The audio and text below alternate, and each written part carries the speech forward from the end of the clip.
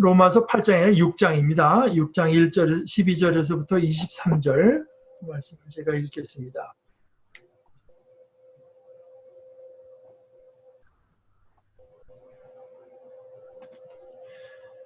그러므로 여러분은 죄가 여러분의 죽을 몸을 지배하지 못하게 해서 여러분이 몸의 정욕에 굴복하는 일이 없도록 하십시오. 그러므로 여러분은 여러분의 지체를 죄에 내맡겨서 불의의 연장이 되게 하지 마십시오. 오히려 여러분은 죽은 사람들 가운데서 살아난 사람답게 여러분을 하나님께 바치고 여러분의 지체를 의의 연장으로 하나님께 바치십시오. 여러분은 율법 아래에 있지 않고 은혜 아래에 있으므로 죄가 여러분을 다스릴 수 없을 것입니다. 그러면 어떻게 해야 하겠습니까? 우리가 율법 아래에 있지 않고 은혜 아래에 있다고 해서 마음 놓고 죄를 짓자는 말입니까? 그럴 수 없습니다. 여러분이 아무에게나 자기를 종으로 내맡겨서 복종하게 하면 여러분은 여러분이 복종하는 그 사람의 종이 되는 것임을 알지 못합니까? 여러분은 죄의 종이 되어 죽음에 이르거나 아니면 순종의 종이 되어 의에 이르거나 하는 것입니다. 그러나 하나님께 감사하는 것은 여러분이 전에는 죄의 종이었으나 이제 여러분은 전에 받은 교훈의 본에 마음으로부터 순종함으로써 죄에서 해방을 받아서 의의 종이 된 것입니다. 여러분의 이해력이 미약함으로 내가 사람의 방식으로 말하겠습니다. 여러분이 전에는 자기 지체를 더러움과 불법의 종으로 내맡겨서 불법에 빠져 있었지만 이제는 여러분의 지체를 의의 종으로 바쳐서 거룩함에 이르도록 하십시오. 여러분이 죄의 종일 때에는 의에 얽매이지 않았습니다. 여러분은 그때 무슨 열매를 거두었습니까? 이제 와서 여러분이 그러한 생활을 부끄러워하지만은 그러한 생활의 마지막은 죽음입니다. 이제 여러분은 죄에서 해방을 받고 하나님의 종이 되어서 거룩함에 이르는 삶의 열매를 맺고 있습니다. 그 마지막은 영원한 생명입니다. 죄의 싹은 죽음이요 하나님의 선물은 우리 주 예수 그리스도 안에서 누리는 영원한 생명입니다. 하나의 말씀입니다.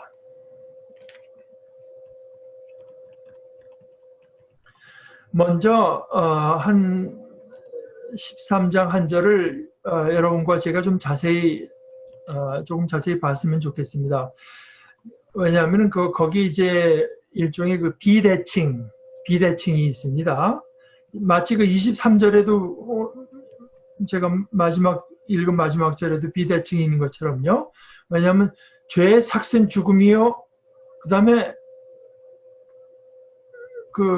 선한 삶의 삭은 이렇게 나오지 않고 하나님의 선물은 하면서 이제 좀 구조적으로는 대칭이지만 내용적으로는 대칭이 아닌 것처럼 13절로 가서 보게 되면은 이렇게 돼 있죠. 그러므로 여러분은 여러분의 지체를 죄에 내맡겨서 불의의 연장이 되게 하지 마십시오. 그럼 오히려 이렇게 하면은 이제 거기 대칭적이라고 하면은 여러분의 지체를 의에 내맡겨서 또는 거룩함에 내맡겨서 또 하나님께 내맡겨서 의의 연장이 되게 하지 마십시오 하면 이게 완벽한 대칭이 되지만 여기는 죄에 내맡겨서 불의의 연장이 되게 하지 마십시오 하고 나서 그 다음에는 어떻게 하라고 하는 거 하면은 여러분을 하나님께 바치라. 그러니까 앞에는 여러분의 지체를 내맡긴다고 했는데 여기서 사실은 이제 번역에 조금 내맡긴다고 하는 말과 바친다고 하는 말이 그리스어로는 같은 단어인데 좀 다르게 번역했습니다. 그런데 여러분의 지체를 이제 내맡긴다고 하고 여기는 두 번째는 여러분을 하나님께 바치라고 이렇게 말을 합니다. 여러분을 하나님께 바치고 여러분의 지체를 의의 연장으로 하나님께 바치십시오. 그러니까 이 두 번째 파트를 그대로 이제 앞부분으로 옮겨가면 여러분을 하나님께 바치고 여러분의 지체를 의의 연장으로 하나님께 바치라고 한 것을 그대로 이제 그 패턴을 그대로 가져가면 여러분을 죄에 내맡기고 여러분의 지체를 죄에 내맡기라고 이제 말을 하게 될 것 같은데 그게 이제 아닙니다. 그러니까 다시 말해서 무슨 뜻인가 하면은 여러분의 지체를 죄에 내맡기지 말라고 할 때 그건 이제 그럴 수 있으니까 그러지 말라는 거 아니겠습니까? 또는 그 헬라어 문법을 따르자면 현재 그 명령에 이제 하지 말라는 거는 stop doing that입니다. 그렇게 하는 것을 이제 멈춰라 이런 뜻이 더 강한데요. 여러분의 지체를 자꾸만 이제 죄에다가 이렇게 내맡기지 마십시오. 이제 그런 얘기를 하는데 여러분을 죄에 내맡기지 말라는 얘기는 안 합니다. 그게 불가능하다는 얘기입니다. 그거지. 불가능하다는 얘기예요. 우리는 하나님께 우리를 바치고 내맡길 수는 있지만 더 이상 우리가 우리 자신을 맡기는 것은 불가능해져 버렸어요. 이제 그것을 여러분들 마음에 좀 이제 담고 다음 이제 그 15절로 가서요. 사도 바울이 질문을 던지는데 이 15절에 던진 질문은 6장 1절의 질문하고 거진 같습니다. 조금 다르지만 거진 같아요. 6장 1절에 그 앞에서 뭐라고 또 질문을 던졌냐면 그러면 우리가 무엇이라고 말을 해야 하겠습니까? 은혜를 더하게 하려고 여전히 죄 가운데 머물러 있어야 하겠습니까? 이거는 이제 왜 이런 얘기가 나왔냐면 그 바로 앞에 6장 바로 앞에 5장 마지막에 바울 사도가 이런 말을 했기 때문에 이제 그러는 건데요. 이렇게 말했습니다. 그러나 죄가 많은 곳에 은혜가 더욱 넘치게 되었습니다. 그것은 죄가 죽음으로 사람을 지배한 것과 같이 은혜가 의를 통하여 사람을 지배하여 우리 주 예수 그리스도로 말미암아 얻는 영원한 생명에 이르게 하려는 것입니다. 그것은 이제 그 하나의 설명이고요. 선언적인 말은 죄가 많은 곳에 은혜가 더욱 넘치게 됐습니다. 그러니까 듣다 보니까 아니 그러면 우리가 죄에 더 오래 머물러 있으면 우리가 더 큰 은혜를 보겠네. 뭐 이런 식의 이제 말이 논리적으로는 가능하죠. 논리적으로는. 그런데 이게 실제로는요. 이게 바울 사도가 지금 누가 자기한테 지금 이런 말을 해서가 아니라 자기가 지금 그 다이아트립이라고 해서 독특한 자기 그 말 상대 토론의 상대를 앞에 두고 말하는 식으로 이제 질문도 던져놓고 거기다 이제 말을 하고 있는데요. 근데 이것이 물론 가상의 질문이기는 하지만은 가상의 질문이기만 한 것은 아닙니다. 단순히 상상으로만 떠올린 질문만은 아니에요. 이걸 알 수 있는 거는 조금 더 앞으로 가서 3장 7절, 8절에 여러분도 성경을 가지면 한번 보십시오. 3장 7절에서 8절 앞부분에 이런 말을 또 했습니다. 7절부터 제가 읽습니다. 다음과 같이 반박하는 사람도 있을 것입니다. 나의 거짓됨 때문에 하나님의 참되심이 더욱 분명하게 드러나서 하나님께 영광이 돌아간다면 왜 나도 역시 죄인으로 판정을 받습니까? 아니 내가 거짓말해서 그것이 오히려 하나님의 그 참되심이 더 드러나서 하나님이 더 영화롭게 된다면 나는 그 더 좋은 일에 그 도구가 된 건데 왜 내가 죄인으로 판정을 받습니까? 거기서 더 나아가서 더욱이 좋은 일이 생기게 하기 위하여 악한 일을 하자 하고 말할 수 있겠습니까? 이게 말할 수 있겠습니까? 하고 나서 그 다음에 뭐라고 말하냐면은 사실 어떤 사람들은 우리가 그런 말을 한다고 비방합니다. 거기에 대해서 뭐라고 말하냐면 그런 사람들은 심판을 받아야 마땅합니다. 그러니까 뭐 실제로 이제 그런 분들이 있었던 것 같아요. 이제 그런 식으로 대답했는데 오늘 그 6장 1절이나 6장 15절도 뭐 그와 어떻게 보면 그 뭐 좀 비슷한 흐름의 질문들 아니겠습니까? 실제로 그런 일들이 있었으니까 아마 이런 질문을 떠올렸을지도 모르겠는데요. 그런데 6장 오늘 6장 1절이나 15절에 질문을 던져놓고는 거기에 대해서 바울 사도가 그 헬라어 문법 책에 보면은 부정에도 여러 가지가 있고 강도가 여러 개인데 가장 강력한 이제 부정문으로 대답합니다. 헬라어로는 메 게노이토 하는 건데요. 결단코 그럴 수 없습니다. 절대로 그럴 수 없습니다. 이제 이런 식의 표현을 합니다. 근데 저 같았으면 어땠을까? 근데 사실 이제 저 같은 사람은 누가 상대방이 만약에 있어갖고 이제 이런 식으로 말하는 사람을 만약 만나면은 이게 우선 딱 듣기에 이 사람이 지금 뭐 말장난을 가고 트집을 잡으려 한다고 속으로 좀 느껴지면서 우선 이제 제 심박동이 좀 빨라집니다. 심장이 좀 두근두근 뛰기 시작하고 제 표정이 굳게 되고 제 목소리의 톤도 이제 올라가는 걸 제 스스로 이제 느끼게 됩니다. 근데 그에 비해서 사도는 어떻게 하는가? 메게노이토 아주 단호하고 강하게 우선 부인을 하고요. 근데 그걸로 그치는 게 아니라 그런 질문들의 오해가 어디에 있는가 할 수도 설명해줘요. 그런 질문들이 오해한 부분에 대해 설명해 줍니다. 6장 1절의 질문, 은혜를 더하게 하려고 여전히 죄 가운데 머물러 있어야 되겠습니까? 하는 이런 질문에 대해서는 대답이 우리는 죄는 죽은 사람인데 죽은 사람이다. 죽었는데 어떻게 죄 가운데서 그대로 살 수 있겠습니까? 이렇게 대답합니다. 그리고 곧 이어서 말하기를, 근데 여기서는 이제 제가 여러분들 뭐 아시다시피 제가 세례도라는 말을 주로 쓰고 하지만은 여기서는 세례보다는 침례로 말을 하는 것이 훨씬 더 적당하다고 생각해서 제가 침례로 옮겨서 말하겠습니다. 침례를 받아 그리스도와 하나가 된 우리, 세례는 이제 물을 찍어서 이렇게 하니까 뭐 하나가 됐다는 느낌이 사실 많이 없죠. 근데 침례를 받아서 그리스도와 하나가 된 우리는 모두 침례 받을 때 그와 함께 죽었다는 것을 여러분은 알지 못합니까?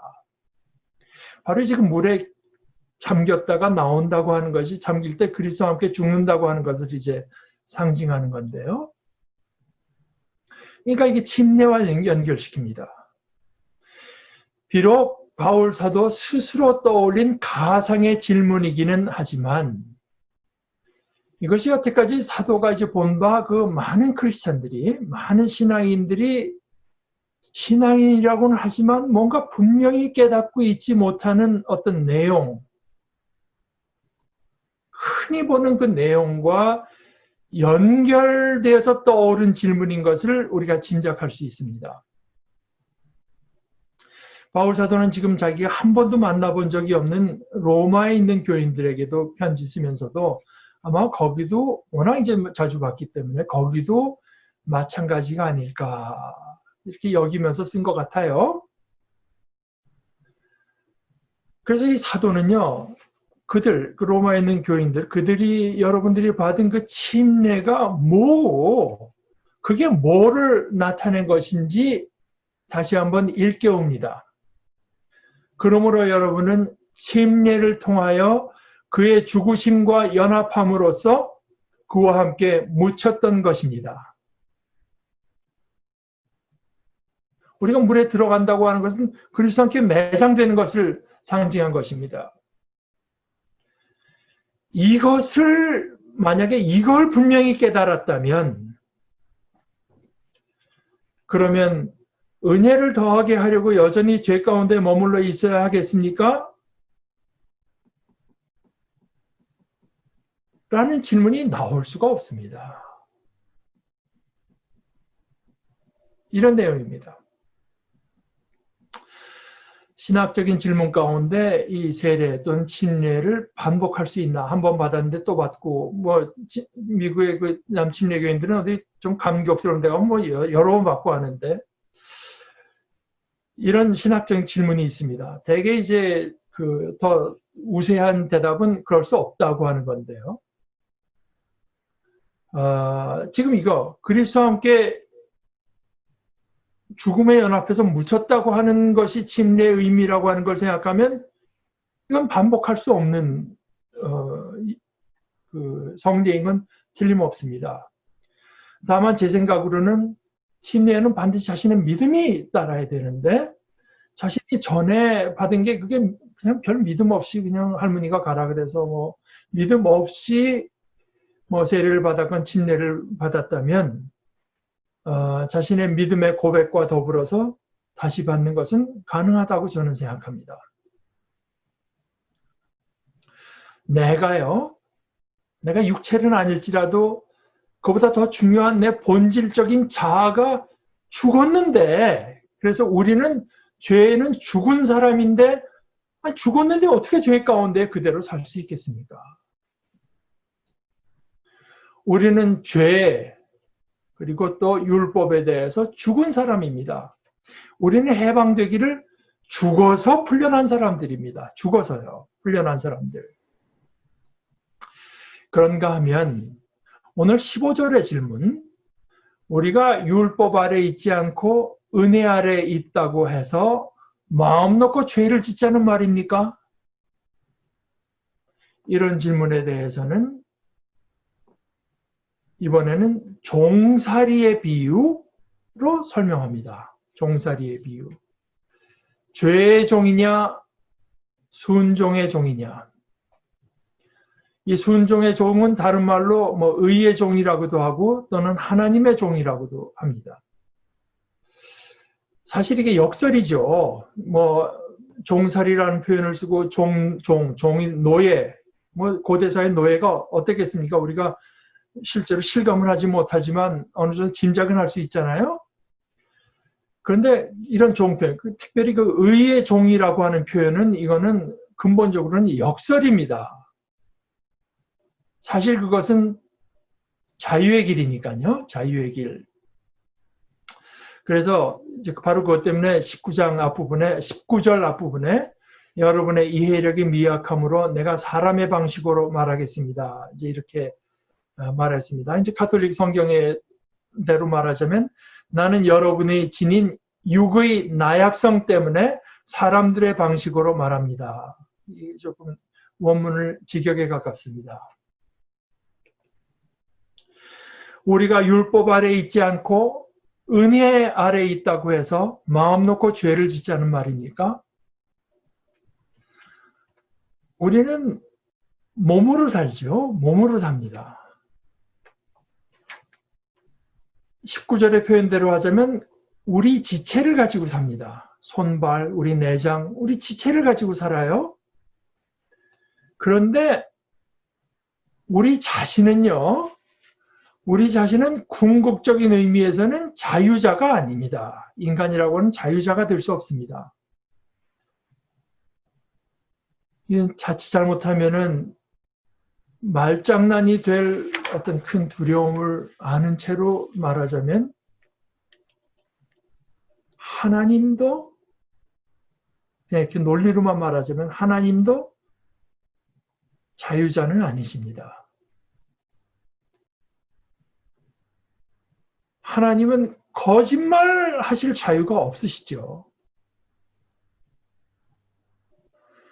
하나님은 심지어 자신을 멀리하고 거역하는 사람들에게 대해서조차 긍휼을 품지 않을 자유가 없으세요.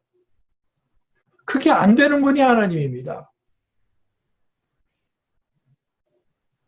그리고 특별히 구약 호세아에서 나타난 대로 보자면 이거야말로 하나님의 거룩하심, 하나님의 하나님 되심입니다. 그리고 성경이 말하는 것은 가장 깊은 의미에서 그게 자유입니다. 아무거나 내 마음대로 하는 것이 결코 자유가 아니라 진실과 자비, 진실과 사랑에 종속된 듯한 것이 그게 궁극적 자유입니다.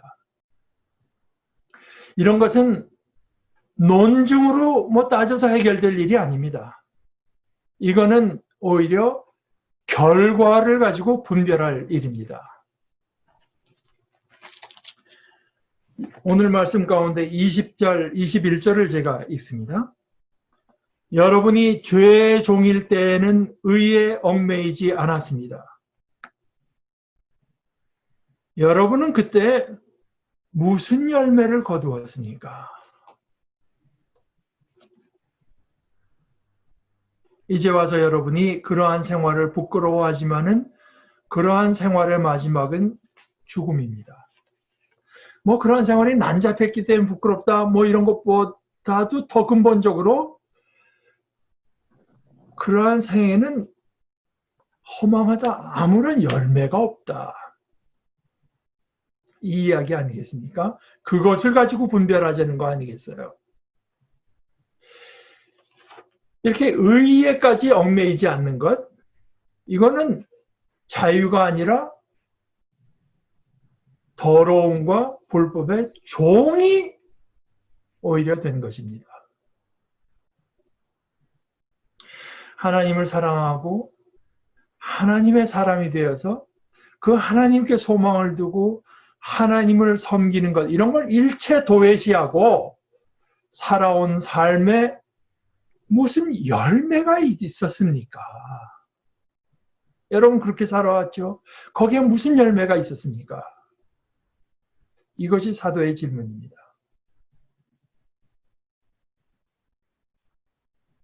이제 와서 여러분이 그러한 생활을 여기서는 단순히 감정적으로 부끄러워한다는 것이 아닙니다.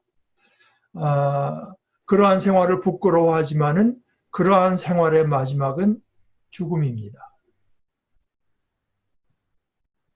이제 여러분은 그리스도를 믿고 세례받아서 죄에게 죽어서, 그리고 죽음으로부터, 그 죄로부터 죽었기 때문에 죄로부터 해방되었습니다. 이제는 하나님의 종이 되었습니다. 다른 말로 순종의 종이 되었고 의의 종이 되었습니다. 이 신분에 합당한 삶에, 이 신분에 합당하게 살 때 그 삶에 거룩함에 이르는 삶의 열매가 맺힙니다. 오늘 말씀에서 사도는 우리 지체를 죄에 맡겨서 불의의 연장이 되게 하는 게 그게 어떤 행동이냐, 이런 구체적인 행위들이 어떤 건지, 또는 그 반대로 의의 종으로 바쳐서 거룩함에 이르게 하는 행위들은 또 어떤 것인지, 이걸 구체적으로 말하지 않았어요. 근데 이것은 모든 것에 해당되죠. 이것은 물론 개인으로서의 삶에도 해당되고 교회로서 공동체의 삶에도 해당됩니다. 그 가운데서 제가 조금 더 실제적인 이야기를 하고자 하는데, 제가 그 최근에 읽은 책과 관련해서 한 가지 제안을 이제 드릴까 합니다. 우리가 얼마 전에 믿는다는 것, 강영환 교수가 쓴 책을 함께 공부한 적이 있는데요. 그분이 이번에는 읽는다는 것이라는 책을 내셨습니다. 그 가운데서 한 단락을 제가 읽겠습니다.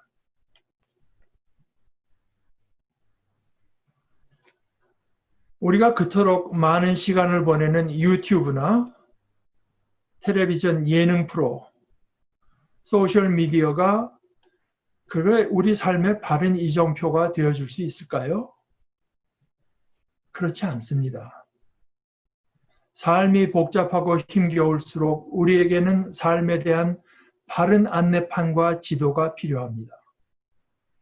우리 삶에 불어닥치는 풍랑과 고통의 의미를 해석해주고 어떻게 오늘을 살아야 하고 어떻게 나아가야 하는지 보여주는 빛이 반드시 필요합니다.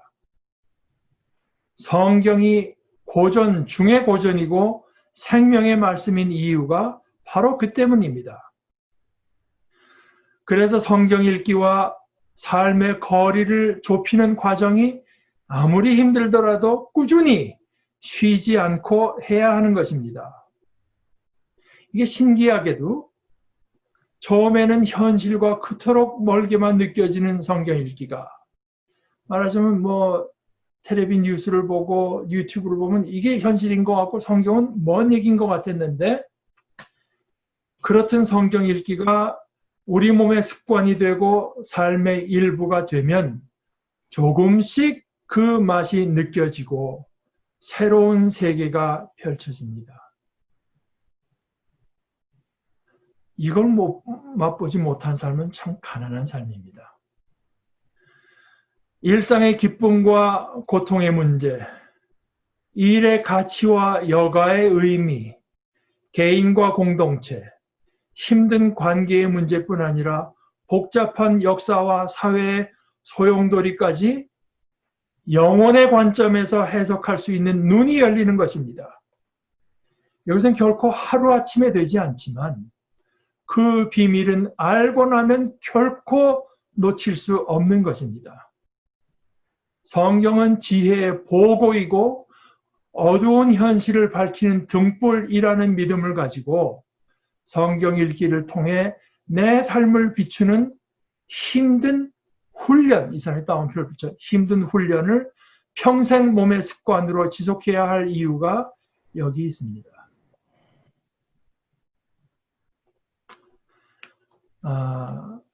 저는 아마 다음 주 정도에는 제가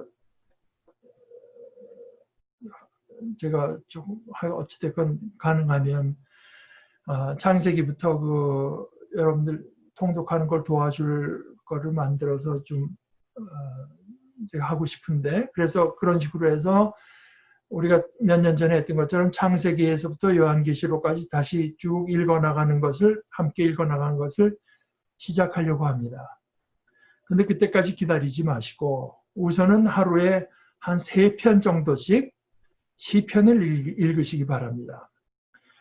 근데 이거는 뭐 기다릴 동안만 하는 게 아니라 사실 평생 계속 하시라고 권하고 싶어요.